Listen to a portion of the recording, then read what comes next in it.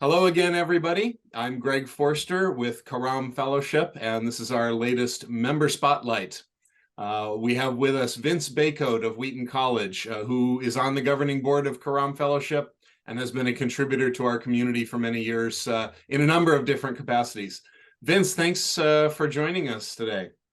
It's great to be with you, Greg. Let me ask you first, how do you see big picture issues, either in your field or in the world at large, impacting your classroom? Sure. Well, for me, because the way that I teach pretty much most of my courses, it's very important that theology hooks on to life. So, because of that desire for it to hook on to life, I'm always thinking about how the real world is connected to what we believe. And arguably, part of what I would call the public relations part of theology is helping people to understand how, hey, do you know that this isn't just about an exercise in abstractions, but that this actually is connected to all of life? That God who made all of this, and we learn these things about God, believe it or not, these other things that happen outside of church are things that God cares about. And so, depending upon what the course is, but also depending upon what we're doing in terms of what we're teaching, then I will try to certainly hook on to various big picture issues. And, whether it's about politics, whether it's about culture itself, whether it's about how people are thinking about work life. Um, I mean, you name it. I mean, I really try to find ways to help people to see that God cares about these things. I mentioned a recent political controversy in class once and invited my students to connect it to what we were talking about theologically. And there was an uncomfortable moment of silence for a while. And then one student blurted out, I'm sick and tired of not talking about this stuff. And we just had a great conversation. I don't know, have you found tensions in the classroom when you bring these big pictures in? How does that work out for you? I think what I often find is that people haven't thought about the fact that some of these connections could be made, right? So, let's say you're talking about eschatology. In fact, this evening, while we're recording this, I'm going to teach about eschatology tonight. If you think that eschatology is one of the great ways that shows the dissonance between creation and redemption, that's about escaping from creation, it's the big escape, then I think we wind up having a view of eschatology that's about saying this is why you should have even more than an arm's length approach to the things that we connect to with everyday life. And when I instead try to help them to understand that actually eschatology is telling you that God's reclaiming the world. Now, it's a transformative reclaiming, but it's a reclaiming. That when God is doing this, that means it's not just about what's happening with the resurrection of our bodies, but really it's about the complete transformation of all the dimensions of society. God cares about those things. And God cares about those things because there are ways that humans are living in his world, putting things into his world, stewarding poorly or stewarding in a hopefully less poor way, all these different dimensions of life. And eschatology is one, our doctrine of eschatology can help us to not be a triumphalist who goes and thinks this the job is to take over the universe. There's a really bad record of trying to do all that.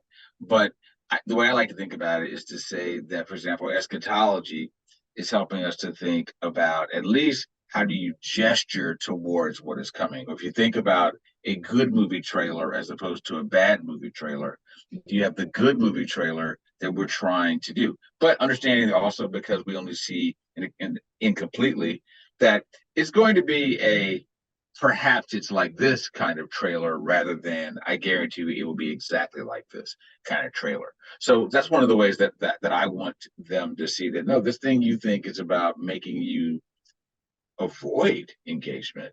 It actually is telling you that really you should be thinking about how to be wise and creative in your engagement. Right, that reframing is essential. So let me ask you next, what do you see as the one or two biggest challenges facing theological education in the coming years, and how can we get ready? I think one of them that actually just came to mind, it was not what I was thinking about, before the interview. But I think one of the biggest things actually is people understanding that theological education, at whatever level, is not something that is for a professionals only thing. You know what I mean is sometimes I think even with the way that some people want to train clergy, it's like, hey, let's train the clergy, but even some people are like, let's not train them in a seminary kind of way because that's irrelevant or whatever. And so then what they want to do is, hey, let's prepare you to do whatever kind of thing our church does and do it well. And there might be good things about that, but the problem is this: one, I think it presumes that theological education is kind of antithetical to really what the needs of the church are and what the needs of the world are. And so I think that's it's not a new challenge, but I think there are different versions of that now. And so I think it's an ongoing challenge that we have to address. And that's also a challenge that trickles down then, I think, to how we're thinking about where the theological education cashes out for the people in the pews. And so to me, it's very, very important to discern how to make theological education something that people understand as really big picture, a dimension of what we're doing in our overall Christian formation. And if we're doing that as part of our overall Christian formation, then what you wind up having, hopefully, are people that are increasingly having a kind of theological lens on things, a theological sensitivity toward things that hopefully will help them to perceive and respond to the world in a wise way rather than in some of the ways that we find lamentable. Right. And many of the people we're training in our classrooms are people who are being sent out into professional roles where we hope that they will help other people think theologically about what they're doing. But that's really tough. And it's also not the inherited understanding of what they're supposed to do in those roles. Yeah, I think you're absolutely right. I mean, I'm sure you've probably heard this as much as or more than me. You start talking about how our faith ought to be showing up or ought to be informing and forming us really in ways that when a person shows up to the workspace or in the political space or the medical space, the legal space, etc., that it's not like you're just there to have a kind of pious veneer on what you do, but that it also has the capacity to be, if you will, a creative catalyst in the way that things are done, or even discerning how to do things. I always think about sometimes the ways that people go, well, business has always been done this way. The thing I always find funny about that is that, so you're telling me in 21st century, even 100 years ago, this is how people were thinking about the way you do business? Is that what you're telling me? Probably that's not what happened. So the point being that whatever the way that business is done is a way that someone has cultivated or created approach to doing business. And so, point being, okay, well, who are these people who are doing this innovation? And how are they thinking about that? And how are they thinking about the end of that? How are they thinking about whether you're thinking about bringing value to things or thinking about how what you're doing in a company is not just profitable, but is also bringing flourishing to the people who participate in that country and hopefully in that company, or who even are receiving what you do in that company. If you're thinking about all those things, then how are you trying to bring that to whatever your domain is? But a lot of times it really is be there, be nice. If you get a chance to say something about Jesus or to put a verse somewhere, do that. And my point is, look, put a verse up. That's fine. But is your life conveying that verse? Is the way that you're going about your business, your what you're doing every day, conveying those things? Because those are the things that are putting into the DNA of something. It's putting your biblical theological beliefs into the way things are being done. And I think a lot of times that's just not the way that people think about what goes on outside the church. Right. You're never not being formed. You're either passive and allowing yourself to be malformed, or you're active and you're forming yourself by forming God's world. Yes, exactly. So let me one last question. What would you most like to see happen next in theological education? Feel free to be as provocative as you like. Yeah, I know. It's just that Okay, let's see. Let's see what the most big picture way I can say this.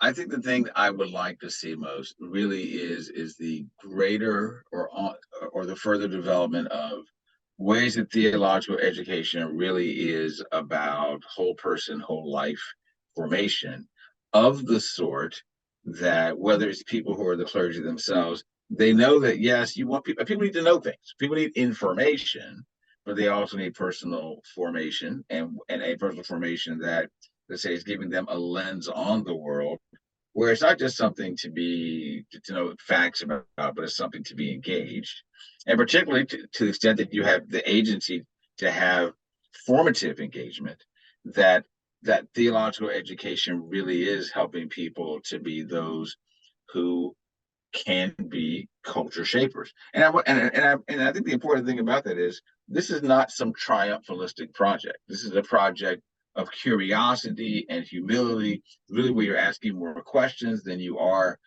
trying to put into place some, I would say misguided, realized eschatological vision what somebody wants to try to put into a place, but instead you're trying to discern what might it look like to be bringing the fullness of faith to everywhere we go, honestly, and that to the extent that theological education can be doing that, and the doing of that winds up reaching into the various areas of life. I think that's the thing.